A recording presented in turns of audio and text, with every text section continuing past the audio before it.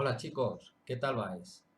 Pues voy a grabar este segundo vídeo de la historia para seguir trabajando. En él vamos a hablar de la vida y la cultura en Al-Ándalus, en el territorio, en la península, el territorio dominado por los musulmanes. Entonces, lo primero que vamos a hablar de varios temas. El primer tema que vamos a tratar es la religión de los musulmanes. La religión de los musulmanes se llama el Islam. Por ejemplo, aquí España es mayoría cristiana. Pues su religión es el Islam, ¿vale? Eh, esta religión se originó en la península arábiga y fue en el siglo VII cuando Mahoma comenzó a predicar la existencia de un único Dios llamado Alá. La doctrina de Alá se recoge en el Corán, que es el libro sagrado de los musulmanes. O sea, para que lo entendáis, os lo comparo con la religión cristiana, que es la que más conocemos nosotros, o la mayoría de nosotros. Por ejemplo, ellos tienen a un profeta Mahoma. Pues, el profeta que tienen los cristianos es Jesucristo. Los árabes tienen a Alá como Dios. Esto le llamamos Dios y ellos le llaman Alá.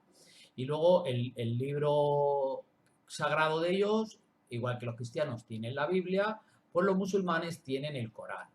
Ahí es donde están escritas las reglas de su religión. Es su libro sagrado.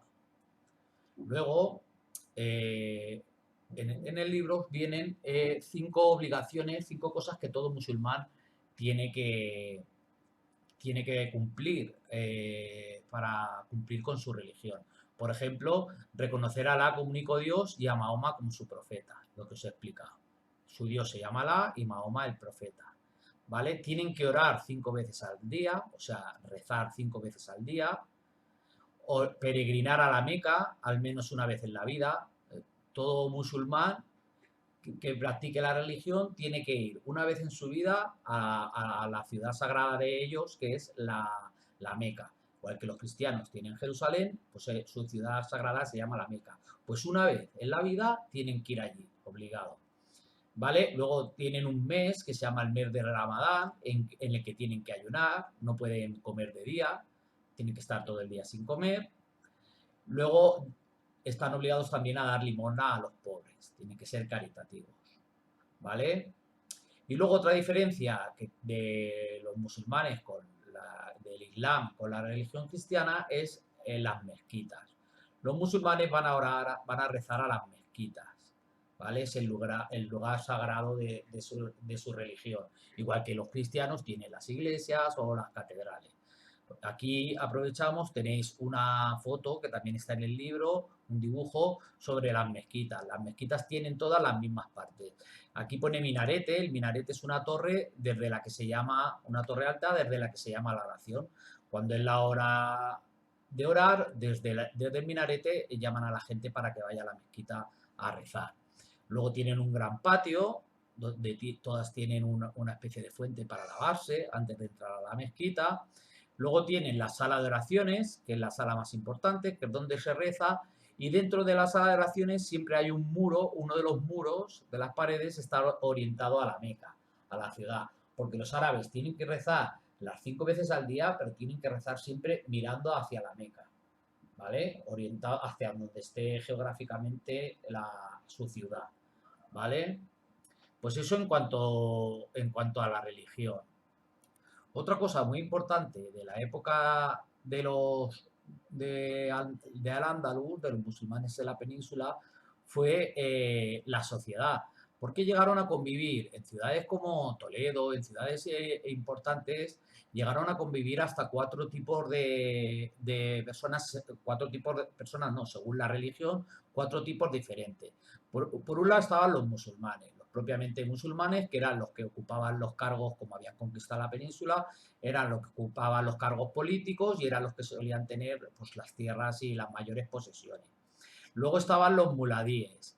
Los muladíes eran cristianos que tras la conquista musulmana se pasaron, o sea, se cambiaron de religión y se volvieron musulmanes. Eso se llamaban muladíes. Luego también convivían en la misma ciudad los mozárabes, que los mozárabes eran cristianos que siguieron viviendo en Al-Ándalus, pero siguieron siendo cristianos, sin cambiarse. Allí los respetaban, ellos vivían siendo cristianos, pero vivían dentro del territorio de los árabes, del Al-Ándalus. Y por último, había una minoría que eran los judíos. Los judíos eran menos y vivían en las ciudades en barrios apartados del resto de habitantes.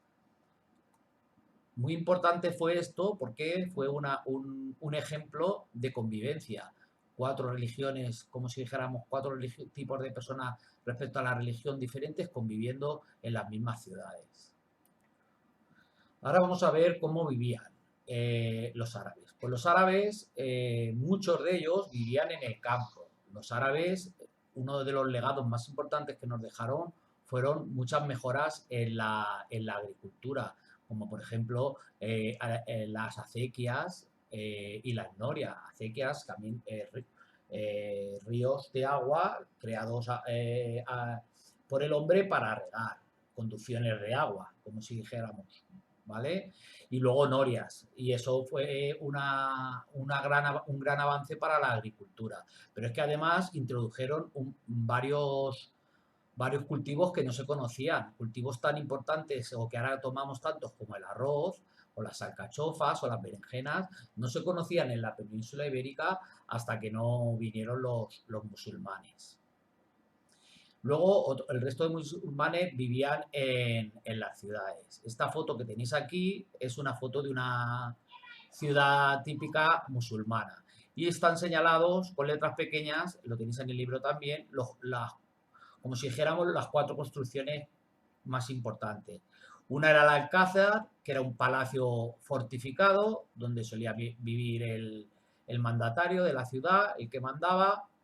Luego estaba el Zoco, que era la plaza, que además era el mercado, era la plaza de mercado, donde los mercaderes vendían sus mercancías, ¿vale?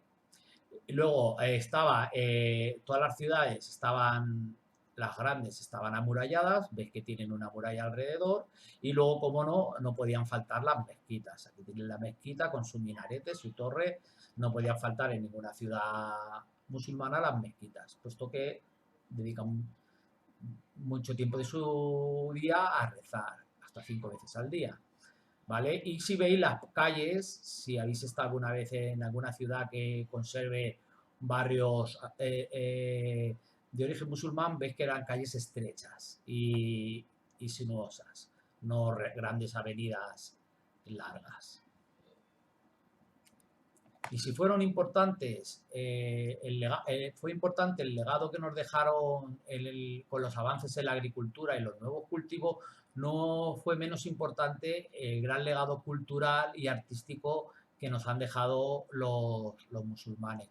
Los musulmanes eran personas que les gustaba mucho el arte, les gustaba mucho estudiar y saber cosas. Por ejemplo, tenían médicos, astrónomos y filósofos muy importantes, como este que tenéis aquí, que os he puesto la foto, que es Averroes, que es un filósofo muy conocido, musulmán, de esta época. Luego también conservamos en nuestro idioma un montón de palabras que provienen del árabe.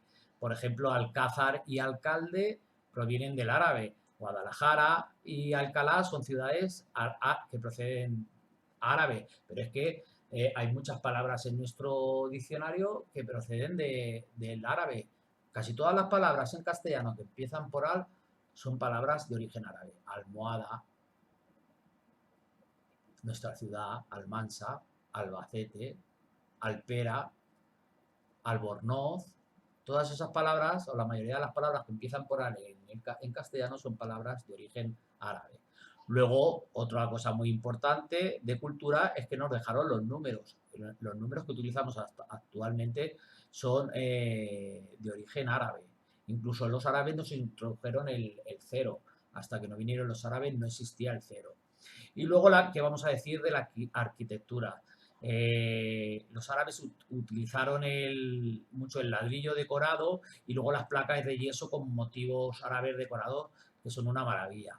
¿Qué deciros de esto? Pues supongo que muchos habéis oído hablar alguna vez o incluso a lo mejor habéis visitado, y si no, cuando se pueda deberíais de visitar la Mezquita de Córdoba y la Alhambra de Granada, que son 2 verdaderas maravillas de la humanidad y son dos construcciones de origen árabe, de la época del Al-Ándalus, y están aquí en nuestro país. Dejaron muchas muy bonitas, pero quizás esas sean las dos que más os van a sonar y las dos más conocidas. Bueno, espero que esta parte haya quedado clara y a ver si nos vemos pronto. Un abrazo, hasta luego.